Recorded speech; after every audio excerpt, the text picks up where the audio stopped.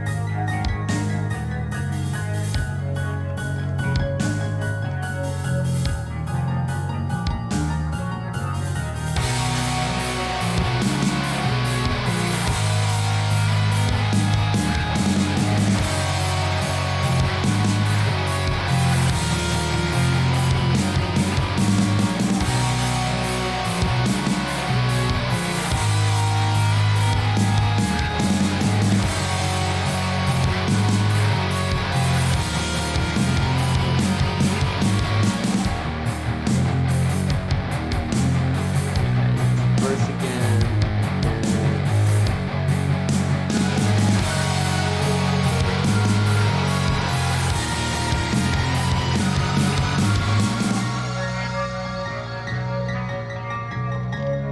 This here is the bridge.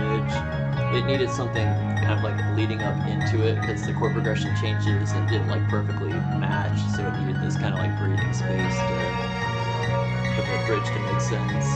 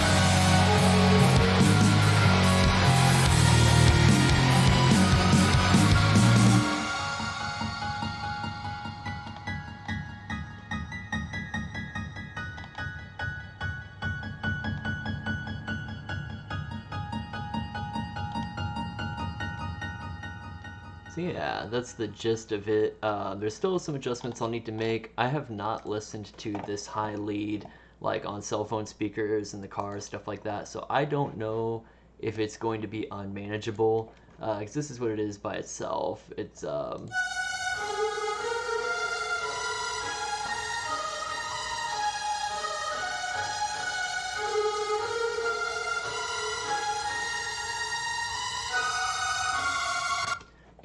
saw that I like basically mangled. I went into the waveform editor and I literally just drew random lines to kind of make it just kind of messier and then as unison. So it's basically playing multiple copies of the same waveform at once, but at slightly different pitches, so that there's kind of like phase cancellation and stereo spreading and things like that.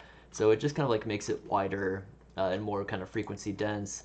And then I have just a bunch of effects kind of just like the top part here is just kind of like mangling it, and then the bottom part here is kind of like drowning it in so much convolution reverb and stuff that like you can't tell how mangled it is anymore. Uh, but it almost sounds like strings, like a heavily processed violin or something. But let's see, hold on.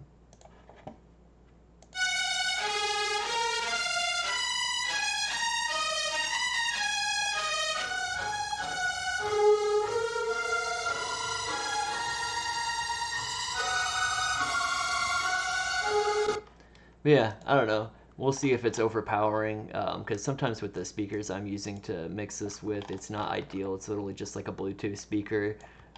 So those like ultra high frequencies can sometimes be kind of masked by the very powerful bass that I have going on right now.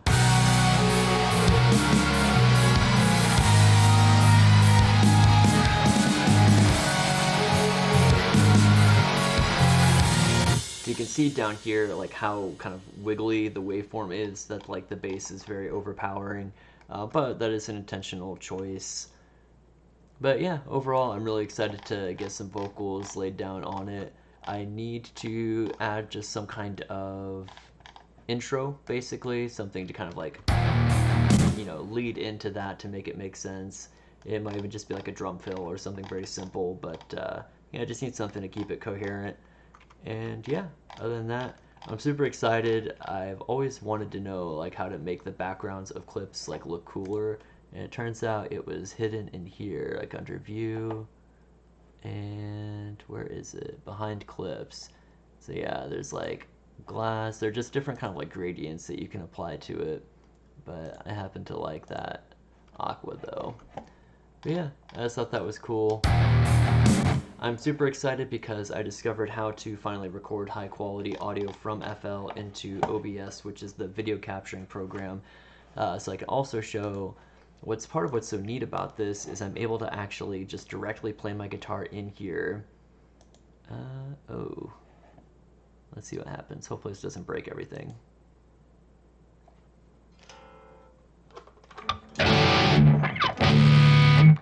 So hopefully OBS is getting this audio now,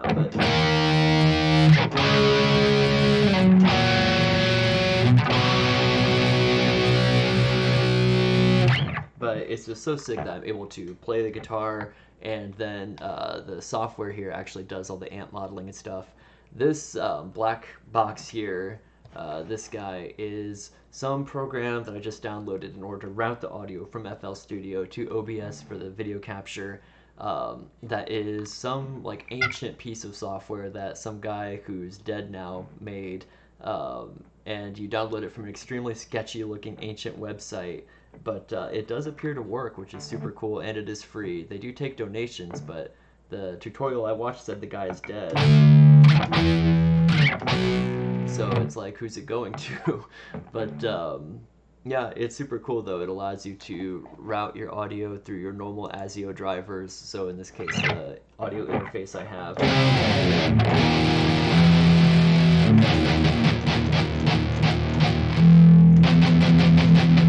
So I can actually like play, alongside while I'm listening, and that's like partially how I like write the parts and things like that. What is that?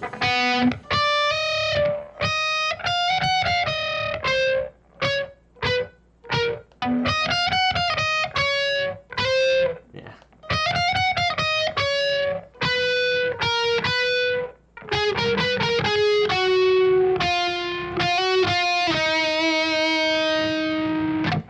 It's just very fun though.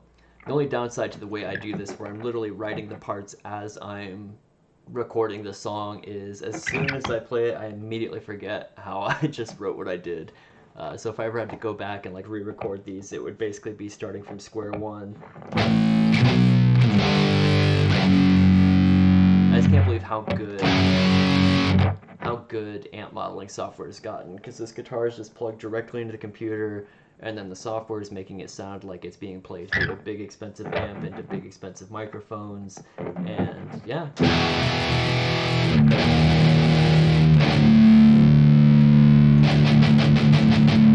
There is some delay between when the audio comes out and when I play it, which does make it difficult, so I do actually usually have to mute the audio when I'm recording a part, and then listen back to it afterwards. But it definitely works really well. So yeah, I did end up getting some nicer drum software, so that's hopefully people will notice, or at least notice the drums suck less than they used to.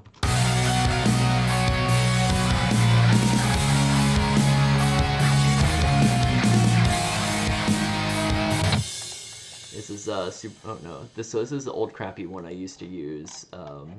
And then where is it? Superior Drummer, Superior Drummer. I should have organized these. I organized this project more than I usually do because I like color coded and named each of these, which is not necessary, but I did it to try and make it a little better. But yeah, this is. But yeah, the kick and snare especially sound so much better.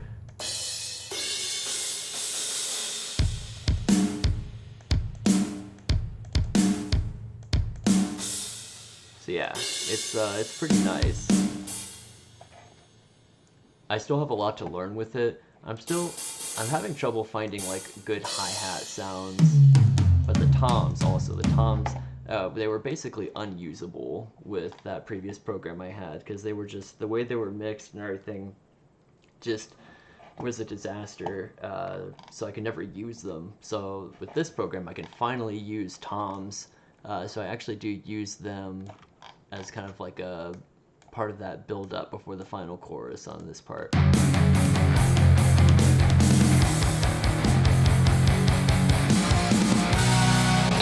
So yeah, I'm excited to see where this goes, but just wanted to share what's going on with FL Studio these days. So yeah, super cool stuff.